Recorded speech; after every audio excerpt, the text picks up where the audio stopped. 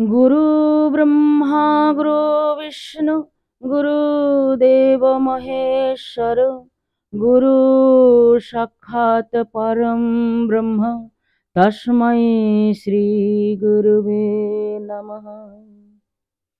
हे कृष्ण करुणा सिंधु दीनबंधु जगत्पते गोपेश गोपिका कांत राधा कांत नमस्तुते।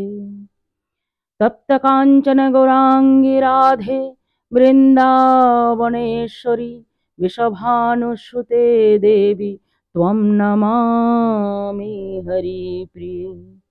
वाञ्छाकल्पतरुभ्यश्च कृपा सिन्धुभ्यो एव च पतितानं पावनेभ्यो वैष्णवेभ्यो नमो नमः।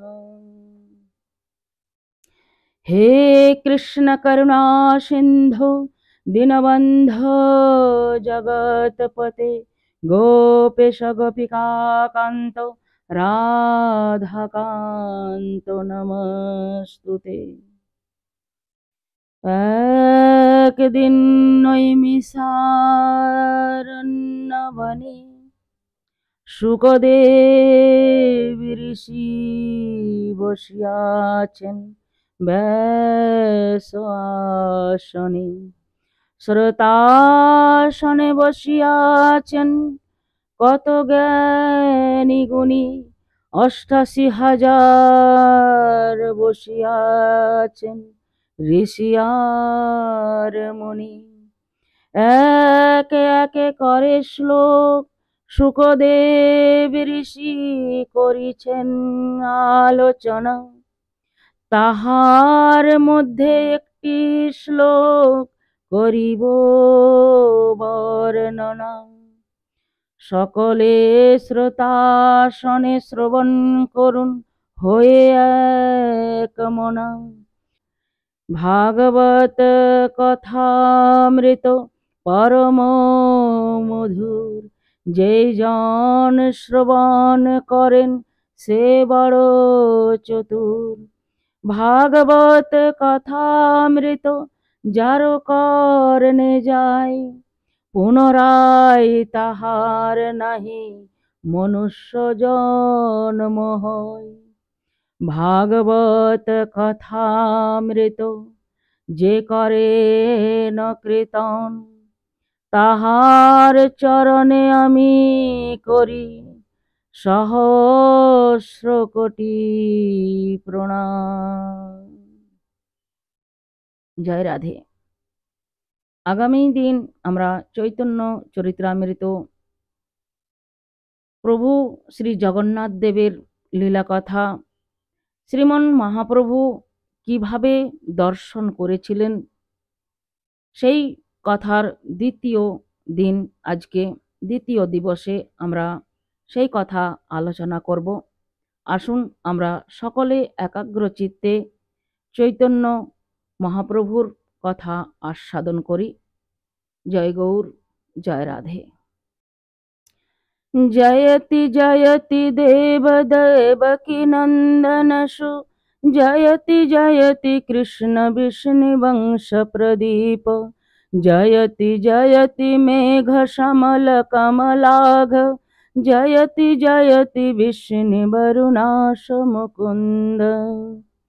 এই দেবকী নন্দন জয়যুক্ত হন, যদুকুলপতি শ্রীকৃষ্ণ জয়যুক্ত হন। মেঘের মতো শীতল শ্যামবর্ণ প্রভুর নাম ও শ্রীকৃষ্ণ জয়যুক্ত হন।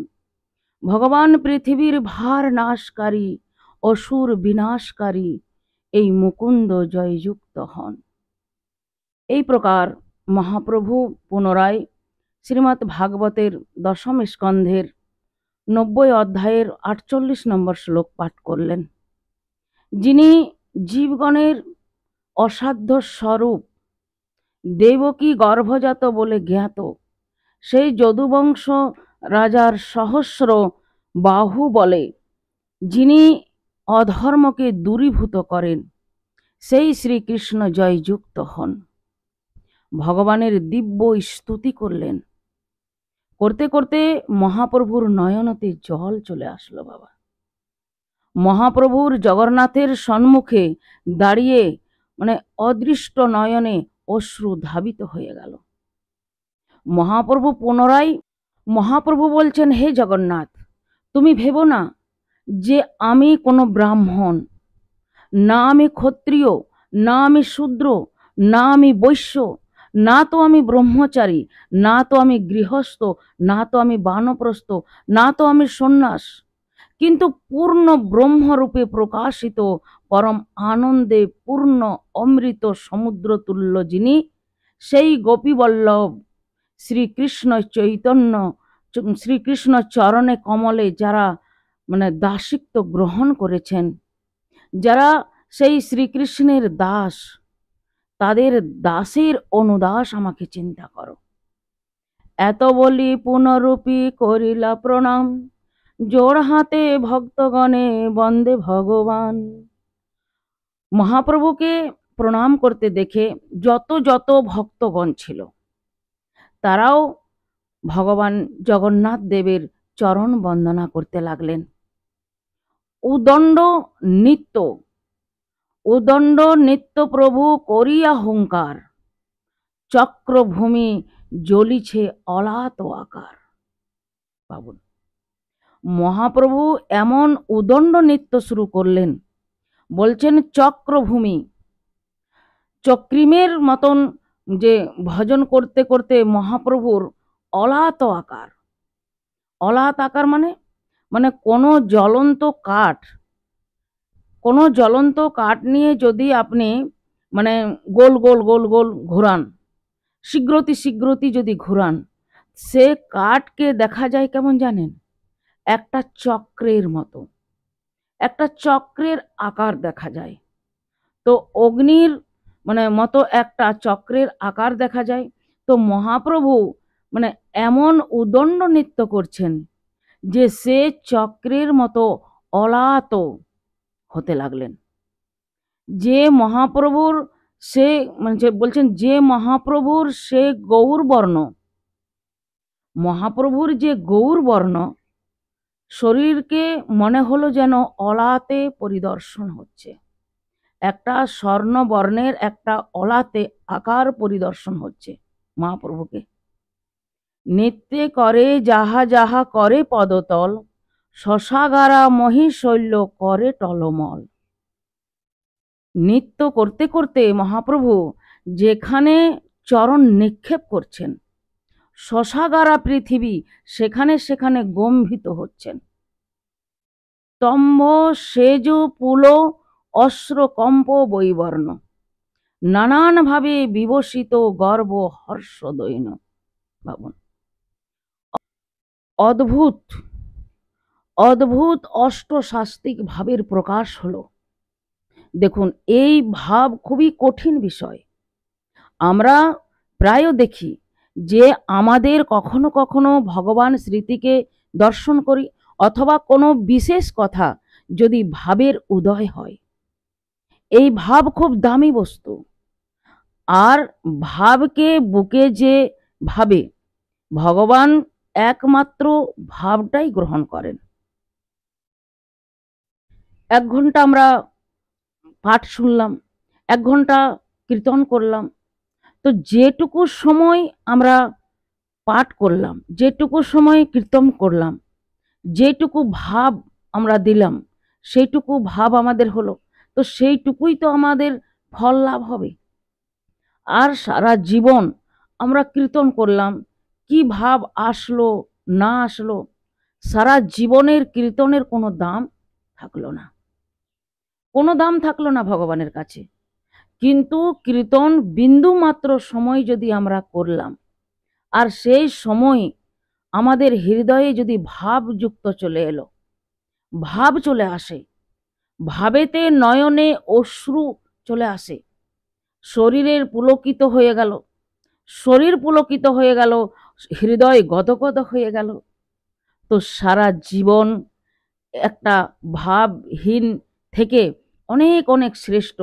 জীবনে যদি একবার একদিন কীর্তন যদি ভাবযুক্ত কীর্তন হয়ে থাকে, কারণ সেই কীর্তনেই গোবিন্দ নৃত্য করেন। যে কীর্তন ভাবযুক্ত হবে। তো সারা জীবন চিৎকার করে কোনো লাভ নেই, কোনো লাভ হবে না। তো মহাপ্রভু এই ভাব মহাপ্রভুর এসেছেন। কি প্রকার ভাব এসেছেন শুনুন। স্তম্ভ বলছেন, কখনো কখনো মহাপ্রভুর শরীরটা স্তম্ভের মতো হয়ে যাচ্ছে, পাথরের মতন হয়ে যাচ্ছে। স্তম্ভ মানে জানেন তো, স্তম্ভ মানে হচ্ছে পিলার। তো পিলার যেরকম কঠিন হয় সেই প্রকার মহাপ্রভুর শরীরটা কখনো কখনো কঠিন হয়ে যাচ্ছে। সে যে এত এত ঘাম মানে বিস্রণ হচ্ছে দেহ থেকে, যে সে ঘামেতে সমগ্র শরীর প্রলাপিত হয়ে যাচ্ছেন। পুলক আনন্দ, হৃদয়ে অদ্ভুত আনন্দ এসেছেন।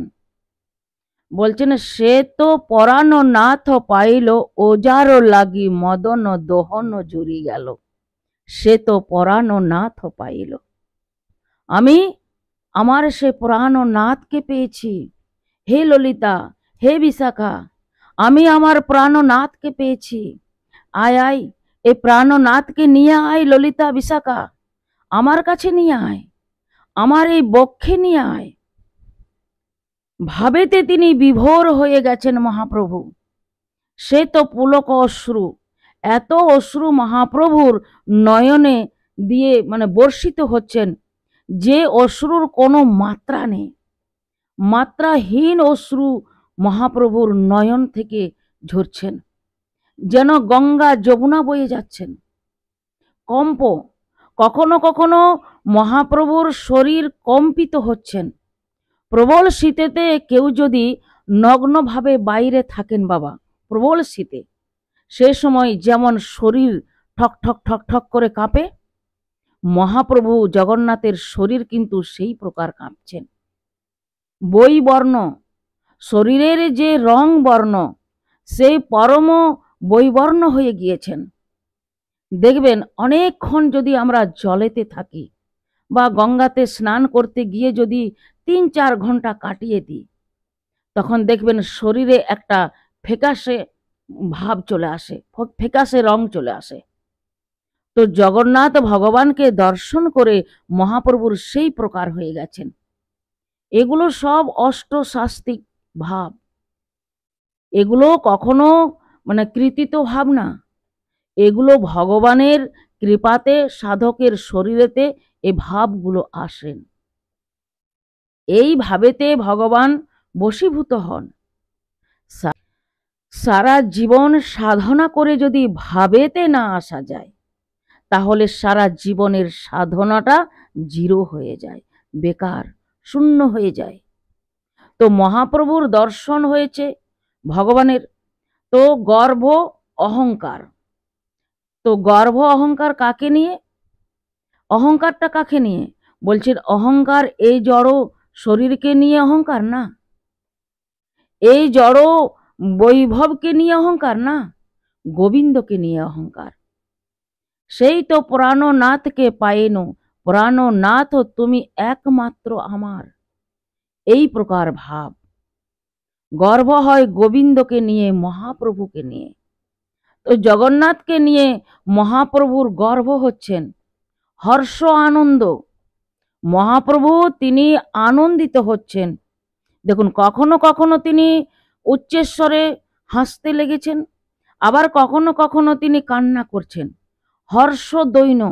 আবার কখনো কখনো মহাপ্রভু দৈন্য হয়ে যাচ্ছেন, জগন্নাথের কাছে করুণা ভিক্ষা করছেন, বলছেন, হে জগন্নাথ কৃপা করো, এ দাস এ অধমকে কৃপা করো ঠাকুর। এই প্রকার মহাপ্রভুর বিভিন্ন ভাবেতে আছাড় খাইয়া পড়ি ভূমেতে গড়ি যায়, সুবর্ণ পর্বত যেন ভূমেতে লটায়। আবার কখনো কখনো 2 বাহু তুলে জয় জগন্নাথ করে মহাপ্রভু আছাড় খেয়ে ভূমিতে পড়ে যাচ্ছেন বাবা। ভক্তরা ভাবছেন যেন সোনার পাহাড় ভূমিতে গড়াগড়ি যাচ্ছেন। তো এই প্রকার আজানুলম্বিত ভুজ মহাপ্রভুর শরীরে মানে শরীরকে ভক্তরা দেখছেন যে মহাপ্রভু জগন্নাথের সম্মুখেতে তিনি আছাড় খেয়ে বারবার বারবার ভূমিতে পড়ে যাচ্ছেন, জয় জগন্নাথ জয় জগন্নাথ জয় জগন্নাথ বলে। তো অদ্বৈত আচার্য দেব হুঙ্কার করছেন, জয় জগন্নাথ হরিবোল হরিবোল। নিত্যানন্দ প্রভু দেখলেন মহাপ্রভু যদি বারবার আছাড় খেয়ে খেয়ে পড়েন তাহলে প্রভুর শরীরে ব্যথা লাগবে। নিত্যানন্দ প্রভু তিনি বারবার গিয়ে মহাপ্রভুর শরীরকে ধারণ করছেন। নিত্যানন্দ প্রভু সাক্ষাৎ অনন্ত, পূর্বের মতো তিনি মহাপ্রভুকে ধারণ করছেন। কাশীশ্বর পণ্ডিত, গোবিন্দ পণ্ডিত তারা একটি বেড়া করে রাখলেন মহাপ্রভুকে। মহাপ্রভুকে মধ্যস্থলে রেখে, নিত্যানন্দ প্রভুকে পাশে রেখে কাশীশ্বর পণ্ডিত, গোবিন্দ পণ্ডিত তারা আরো একটি বেড়া করে রাখলেন।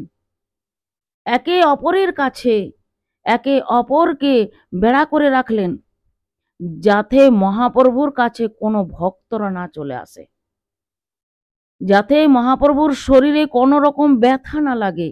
ভক্তগণ এমনই সময়, দেখুন বাবা, এমনই সময় একটা ঘটনা ঘটল, কি জানেন? প্রতাপ রুদ্রর তার এক সেবক ছিল, তার নাম ছিল হরিচন্দন। তো এই হরিচন্দনের কাঁধেতে হাত দিয়ে প্রতাপ রুদ্র তিনি মহাপ্রভুর অদ্ভুত নৃত্য দর্শন করছিলেন।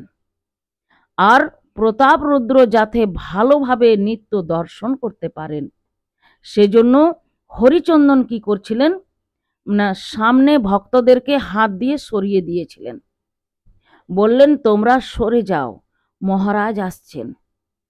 তো সেই প্রকার মহারাজকে দর্শন করাচ্ছিলেন।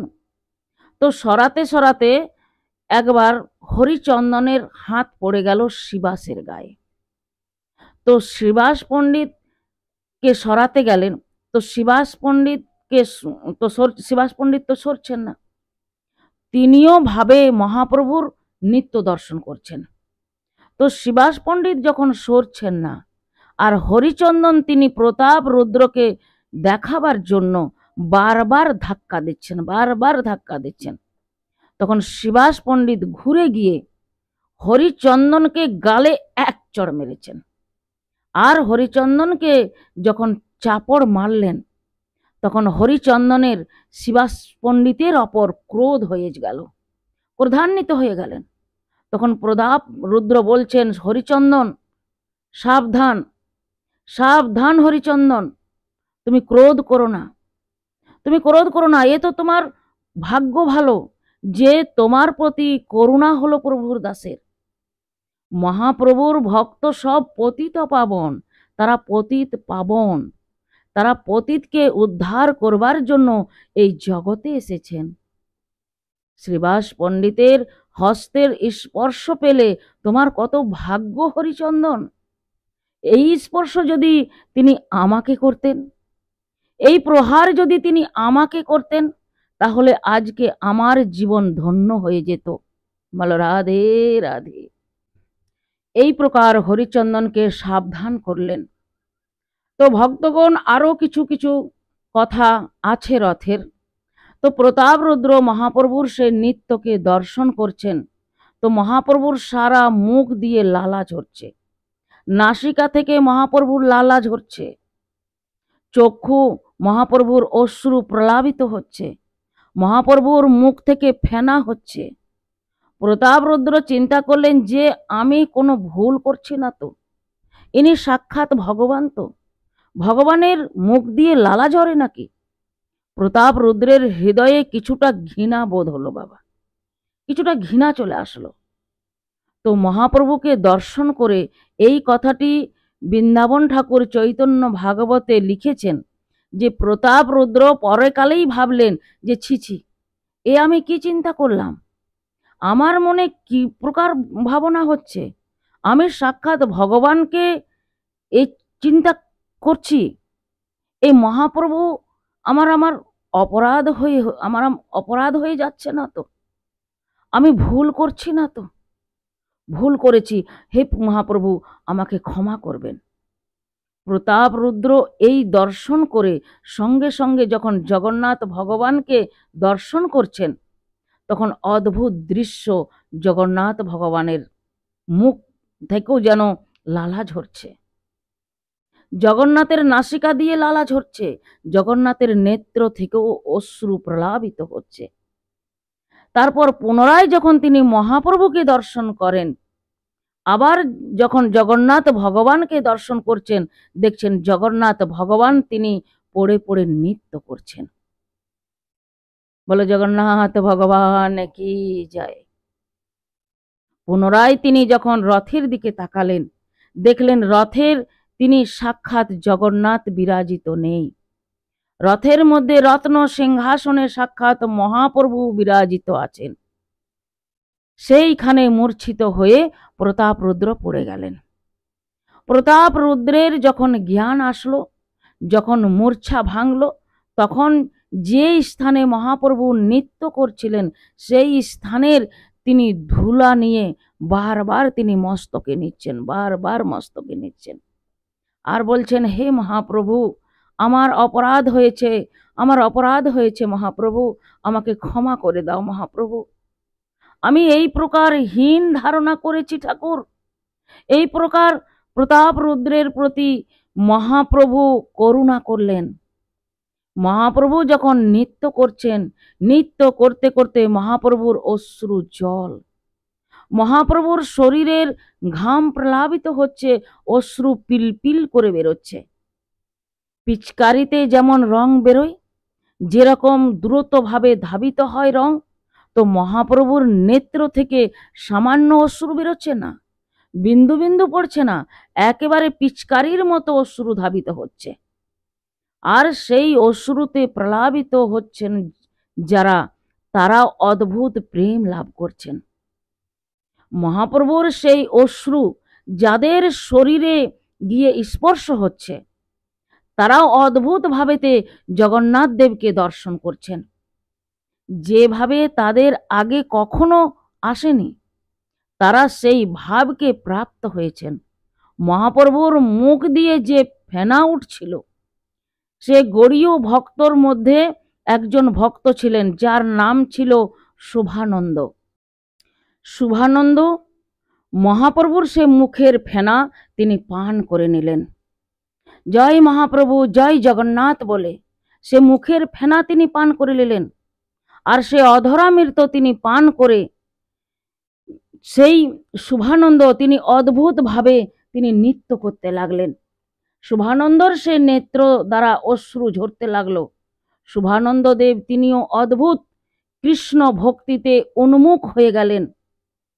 বলে জয় সচিনন্দন জয় গৌর হরি কি জয়, জগন্নাথ ভগবান কি জয়। নৃত্য করতে করতে জগন্নাথের সম্মুখে মহাপ্রভুর শরীরের মাংস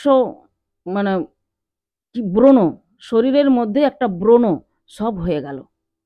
আমাদের শরীরে ব্রণ উঠলে কি হয়, একটা স্থান উঁচু হয়ে যায়, তো স্থানগুলো উঁচু উঁচু হয়ে যায়।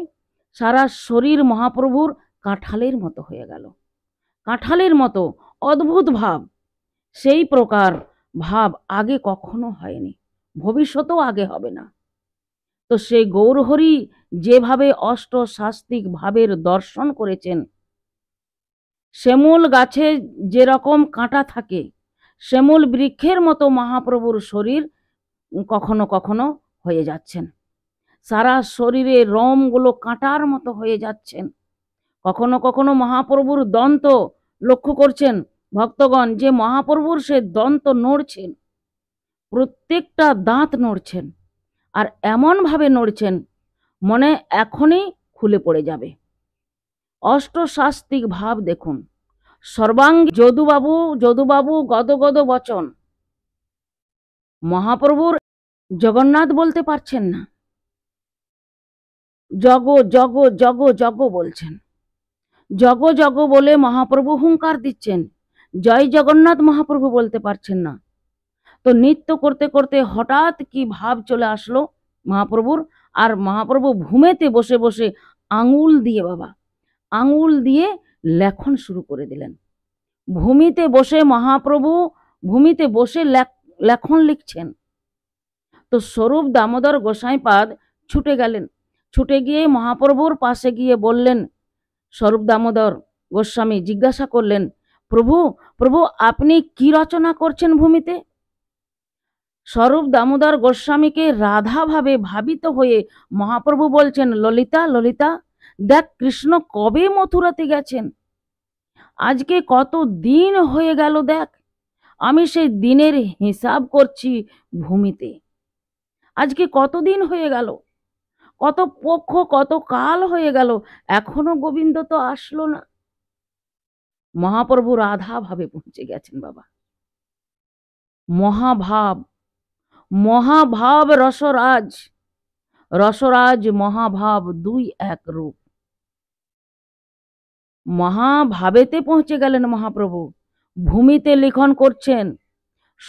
স্বরূপ দামোদর ভাবলেন যে এত দ্রুত মহাপ্রভু লিখন লিখছেন অঙ্গুলি করে, মহাপ্রভুর অঙ্গুলি না ক্ষত হয়ে যায়, অঙ্গুলি থেকে রক্ত ধারা না নির্গত হয়ে যায়।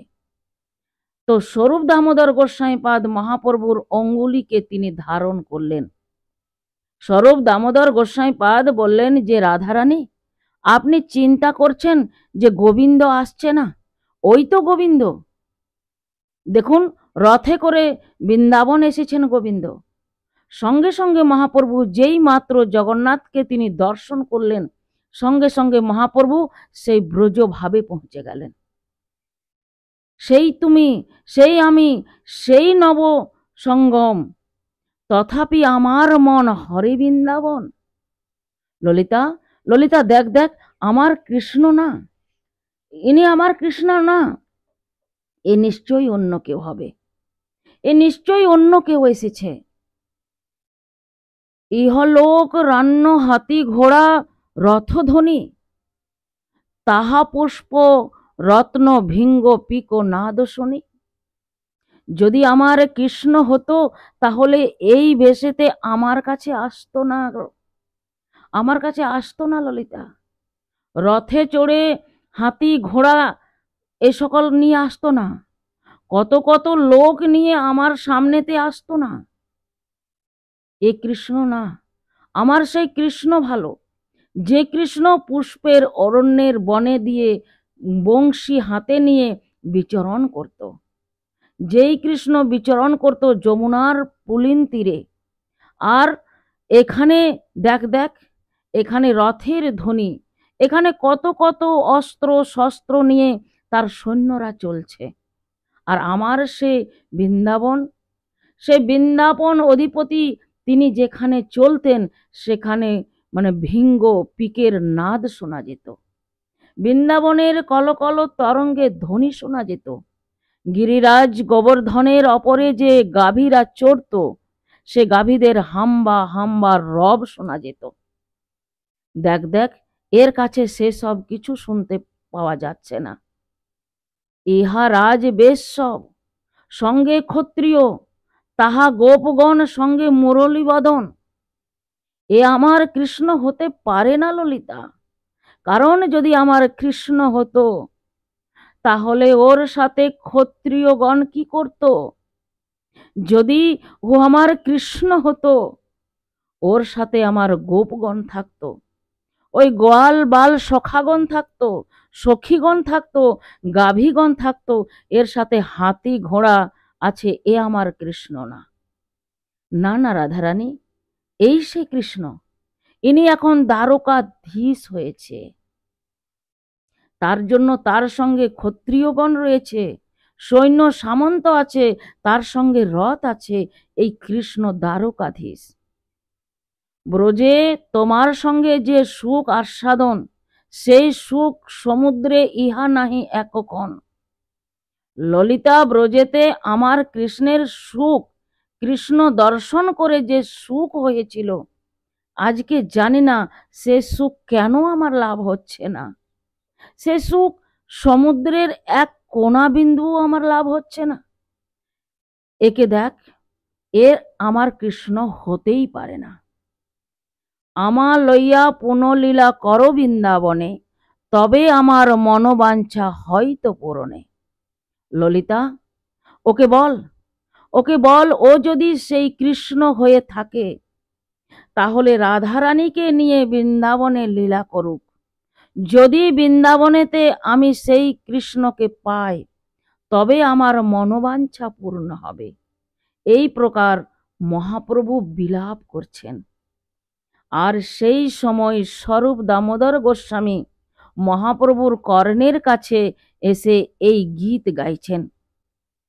সেই তো প্রাণ নাথ পায়েন, আমি যাহা লাগি মদন গহনে লাগি ধুরি গেনু, সেই তো প্রাণ নাথ পায়েন।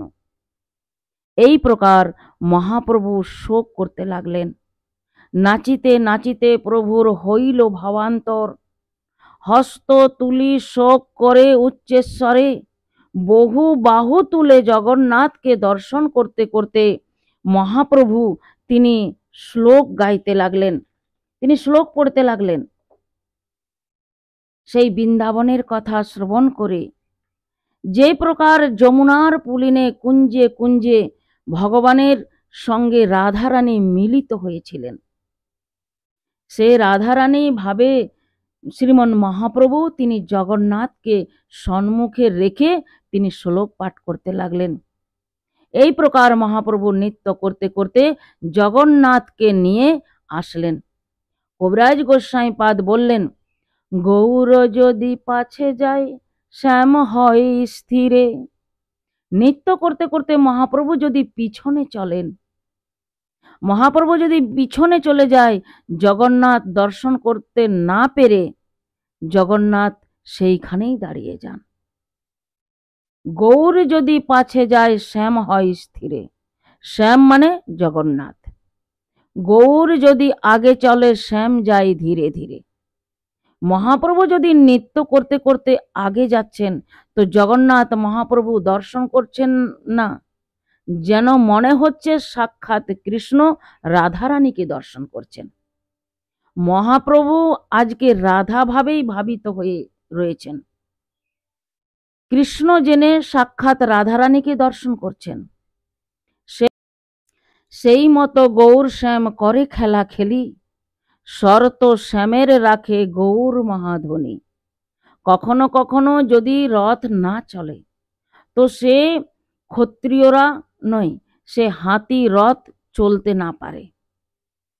পাণ্ডাগণ মানে চালানোর চেষ্টা করে তবু রথ চলে না। যত বংশের ভক্তরা তারা চালানোর চেষ্টা করেন তবু রথ চলে না। এসে কি হয়, রথের পশ্চাৎ ভাগে গিয়ে যখন মহাপ্রভু মস্তকটা একটু যখন সামান্য একটুকু প্রয়োগ করেন, যেই একটু মস্তকটা প্রয়োগ করেন তখন রথ গড়গড় গড়গড় হড় হড় হড় হড় করে চলতে লাগলো। এই প্রকার মহাপ্রভু জগন্নাথের রথ নীলাচল থেকে বলাগণ্ডিতে স্থানে নিয়ে আসলেন এবং বলাগণ্ডিতে এখন মহাপ্রভুর ভোগ হবে। তাই মহাপ্রভু চিন্তা করলেন, একদিকে নারকেলের বন, একদিকে নারকেলের বন আছে, আরেক দিকে পুষ্পের বন আছে। তো সে নারকেলের বন দেখে মহাপ্রভুর ভাব আসলো না। যখন মহাপ্রভু যখন পুষ্প অর্থাৎ ওই জুঁই, মালতী, যুথিকা বিভিন্ন পুষ্পের বন দেখলেন, সেটা দেখে মহাপ্রভুর বৃন্দাবনের স্মরণ হয়ে গেল। আর সেখানেতে গিয়ে মহাপ্রভু তিনি বিশ্রাম করলেন। একটি মাটির পিণ্ডা ছিল বাবা, মাটির ওপরে মানে ওই পিণ্ডার ওপরে মস্তক রাখলেন, মহাপ্রভু বিশ্রাম করলেন। এদিকে জগন্নাথকে ভোগ লাগানো হচ্ছে, এদিকে যত ভোগ সব প্রসাদ রূপী ভক্তগণ পাচ্ছেন, মহাপ্রভু তিনি বিশ্রাম করছেন, ভক্তগণ প্রসাদ পাচ্ছেন। এরপরে প্রতাপ রুদ্র আসলেন। তো মহাপ্রভুর চরণে এসে প্রতাপ রুদ্র মহাপ্রভুকে গোপী গীত শোনালেন। এরপর মহাপ্রভু প্রতাপ রুদ্রকে আলিঙ্গন করলেন, বলেন, তুমি মোরে দিলে বহু অমূল্য রতন, মোহ কিছু দিতে নাই দিলু আলিঙ্গন। প্রতাপ রুদ্র, তুমি মোরে বহু অমূল্য রতন দান করেছ, আমার কাছে তো কিছু নেই, তাই আমি তোমায় প্রেমরূপী আলিঙ্গন দান করলাম। অর্থাৎ যে প্রতাপ রুদ্র বহুকাল অবধি তপস্যা করেছিল মহাপ্রভুর কৃপা পাওয়ার জন্য, সাক্ষাৎ মহাপ্রভু তাকে কৃপা করলেন। যখন তাকে রাজবেশ পরিত্যাগ করে বৈষ্ণব বেশেতে এসে গোপীগীত শ্রবণ করালেন, এরপরে পুনরায় বলাগুন্ডি থেকে জগন্নাথ, বলদেব, সুভদ্রা তাদের নিয়ে আসা হলো সুন্দরাচল অর্থাৎ গুন্ডিচা মন্দিরে, যেখানে জগন্নাথের মাসির বাড়ি বলা হয়। সেখানেতে জগন্নাথকে সেই সুন্দরাচল গুন্ডিচা মন্দিরে প্রবেশ করিয়ে দিয়ে জগন্নাথকে অনেক অনেক স্তুতি করে আরতি ভোগ আদি দর্শন করে মহাপ্রভু অদ্ভুত আনন্দ এই কারণে যে ভগবান আজকে বৃন্দাবনে এসেছেন। সোজা রথ মানে দ্বারকা থেকে বৃন্দাবনে আসা, আর উল্টো রথ মানে বৃন্দাবন থেকে দ্বারকা আসা। তাই আর উল্টা রথে মহাপ্রভুর কোনো প্রকার আনন্দ থাকলো না। রথে চড়িয়ে দিয়েই মহাপ্রভু সেখান থেকে ভক্তদেরকে নিয়ে চলে আসলেন।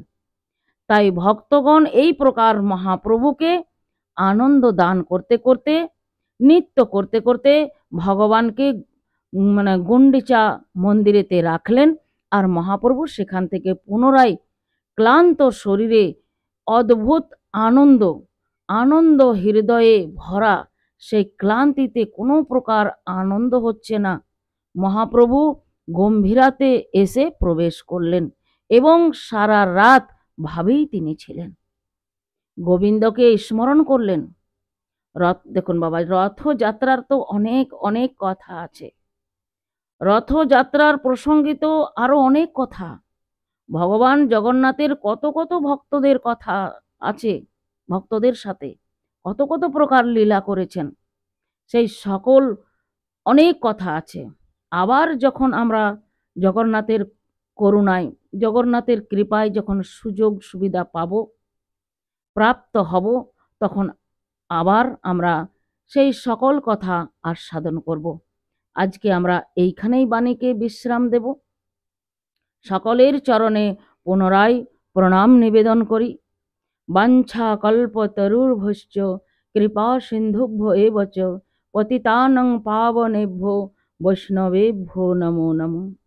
জয় গৌর, জয় রাধে, জয় জগন্নাথ। बोले जगन्नाथ महाप्रभु की जय, बलदेव की जय, सुभद्रा मैया की जय। जय जय श्री राधे श्याम।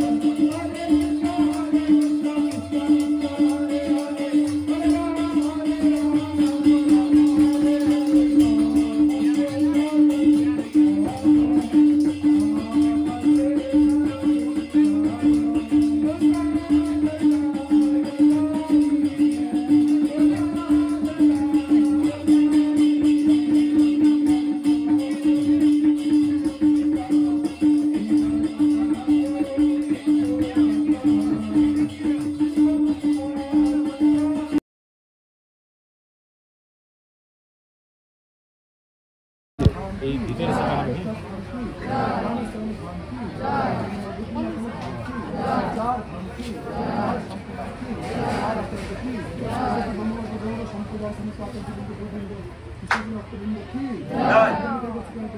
হরিবোল